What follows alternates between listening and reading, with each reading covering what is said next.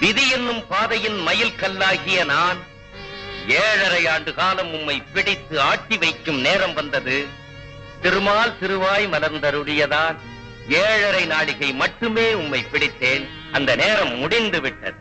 பச்சைமா மலைவண்ணன் அச்சுதன் அந்த திருமாலே இந்த ஆண்டிக்காக தங்களிடம் பிச்சை கேட்டானா? எனக்கு இனி சொர்க்கமும் தேவையில்லை. சனீஸ்வர பகவானே, ஒரு விஞ்ஞாபனம். பரந்தாமனே கதியென கிடக்கும் என்னையே இந்த பாடுபடுத்தி விட்டீர்களே. ஏது மரியாத மக்கள் தங்கள் பிடியில் சிக்கினார்கள் என்றால் அவர்கள் என்ன பாடுபடுவார்கள்?